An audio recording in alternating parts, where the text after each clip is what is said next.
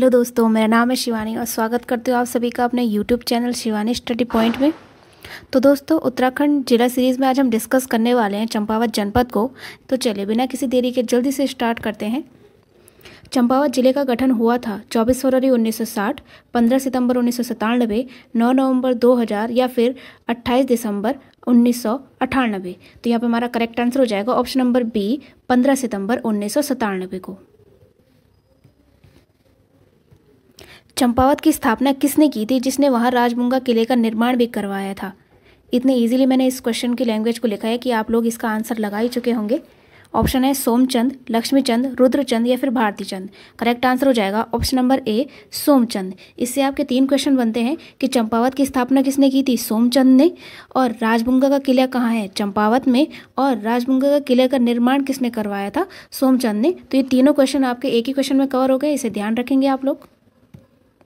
चंपावत के कांदेव पर्वत पर भगवान विष्णु का कौन सा अवतार हुआ था? कुमावतार, कूर्मावतार, वृषभावतार या फिर इनमें से कोई नहीं। करेक्ट आंसर हो जाएगा ऑप्शन नंबर बी, कूर्मावतार। चंपावत किन 2 नदियों के संगम पर स्थित है?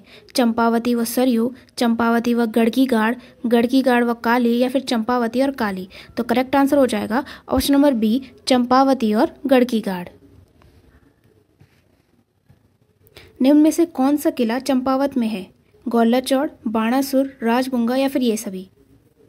करेक्ट आंसर हो जाएगा ऑप्शन नंबर डी, ये सभी।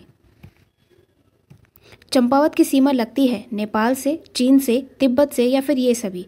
तो करेक्ट आंसर हो जाएगा ऑप्शन नंबर ए, नेपाल से। और जैसे कि मैंने पहले भी डिस्कस किया था, एग्जाम से आने से पहले एक बार आप मैप रीडिंग जरूर करके जाएं, क्योंकि काफ़ी सारे क्वेश्चन आपके वहीं से सॉल्व हो जाएंगे। जैसे कि इस क्वेश्चन में भी काफ़ी लोग कन्फ्यूज हो सकते थे। चंपावत और पिथौरागढ़ के बीच दर्रा है, नीति, किंगरी बिंगरी, लासपा या फिर इनमें से कोई नहीं। करेक्ट आंसर हो जाएगा ऑप्शन नंबर सी, लासपा।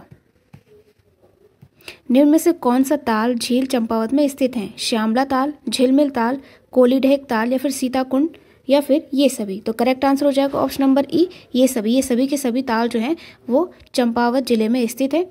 और यहाँ पे जो ऑप्शन नंबर ए में श्यामला ताल है, इसमें जो है सफ़ेद रंग के कमल खिलते हैं, तो इसे भी आप लोग याद रखेंगे इस प्रकार से। और जो ऑप्शन नंबर बी में झिलमिल ताल है, इसकी आकृति जो है वो गोल है, तो इसे भी आप लोग याद रखेंगे, ध्यान रखेंगे। चंपावत में पाताल रुद्रेश्वर गुफा की खोज कब हुई थी? 1960, 1998, 1993 या फिर 1991। तो करेक्ट आंसर हो जाएगा ऑप्शन नंबर सी, 1993। और ऐसा कहा जाता है कि इसकी खोज जो है एक 14 वर्ष के बालक ने की थी, तो इसे भी ध्यान रखेंगे आप लोग। चंपावत के प्रमुख पर्यटक स्थल हैं नौढुंगागढ़, अद्वैत आश्रम, घटकू, रानी का चबूतरा या फिर ये सभी। तो करेक्ट आंसर हो जाएगा ऑप्शन नंबर ई, ये सभी। ये जो नौढुंगागढ़ है, इसे जैसे कि नाम से ही स्पष्ट है, इसे आप किसी भी कोने से देखेंगे तो हर जगह से आपको यहाँ 9 ही पत्थर दिखाई देंगे। ऑप्शन नंबर सी में ये घटकू है, ये जो है आपका जनजातीय आस्था का केंद्र है। तो क्या पता इस टाइप से भी क्वेश्चन पूछा जा सकता है, तो इसे भी आप लोग याद रखेंगे। घटकू क्या है? जनजातीय आस्था का केंद्र है, जनजातीय आस्था का केंद्र। स्वामी विवेकानंद ने चंपावत में रामकृष्ण शांति मठ की स्थापना की थी 1920, 1916, 1910 या फिर 1901। तो करेक्ट आंसर हो जाएगा ऑप्शन नंबर डी, 1901 में। ग्राष्टीगंज प्राचीन नाम है टनकपुर का, लोहा घाट का, मायावती आश्रम का या फिर इनमें से कोई नहीं। तो करेक्ट आंसर हो जाएगा ऑप्शन नंबर ए, टनकपुर का। पूर्णगिरि मंदिर का प्रवेश द्वार है टनकपुर, लोहाघाट, देवीधुरा या फिर इनमें से कोई नहीं। करेक्ट आंसर हो जाएगा option number A, Tanakpur. Tanakpur को बसाने का श्रेय जाता है टलक, हसी, मिस्टर टाल्क या फिर एच सेवियर। तो करेक्ट आंसर हो जाएगा option number C, mister talc. इन्हीं के नाम पर टनकपुर का पहले नाम जो था वो टलकपुर था, और बाद में बोलचाल की वजह से ये जो है टनकपुर हो गया। लोहाघाट के बारे में निम्न में से कौन सा कथन सत्य नहीं है? इसे सुई के नाम से जाना जाता था, ऋषभदेव महादेव व मानेश्वर मंदिर स्थित है, सूखी ढंग आचार हेतु प्रसिद्ध है, शारदा नदी तट पर स्थित है, तो यहाँ पे हमारा करेक्ट आंसर हो जाता है ऑप्शन नंबर डी, क्योंकि ये शारदा नदी तट पर स्थित नहीं है, बल्कि लोहा घाट जो है इसे आप ऐसे याद रखेंगे, नाम भी लोहा घाट है तो ये नदी भी कौन सी है, लोहावती नदी के तट पर स्थित है, तो इसे आप लोग याद रखेंगे।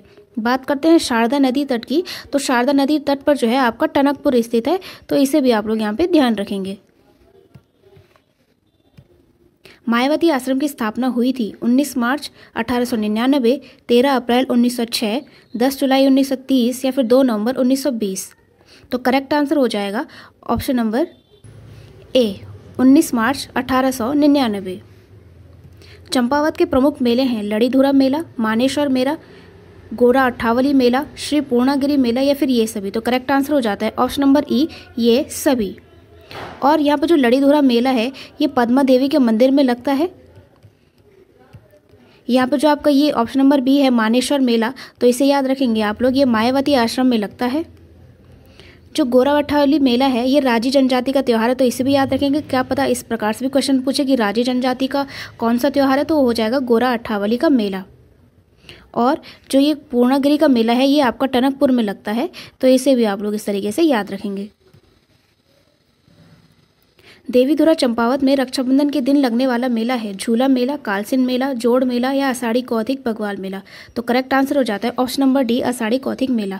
तो यहाँ पे हमारे कई सारे क्वेश्चन बन गए, जैसे आषाढ़ी कौथिक मेला जो कहाँ लगता है, चंपावत में, और चंपावत में भी कहाँ पे, देवीधुरा पे, और किस दिन लगता है, ये लगता है आपके रक्षाबंधन के दिन, और इस दिन यहाँ पे जो है वो पाषाण युद्ध होता है, तो इसके लिए भी ये काफ़ी फेमस है, तो इसे आप लोग याद रखेंगे।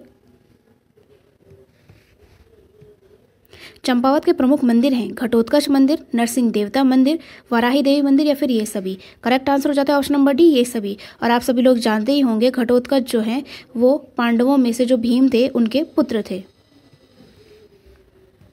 चंपावत के अन्य प्रमुख मंदिर हैं सप्तेश्वर मंदिर, हिंगला देवी मंदिर जहाँ पर कि 4 फीट लंबी कूर्मशिला है, पूर्णागिरी मंदिर जो कि टनकपुर में है, हिडिंबा देवी मंदिर, खेती खान सूर्य मंदिर, अखिल तारिणी मंदिर जो कि लोहा घाट में है, और झूठा मंदिर।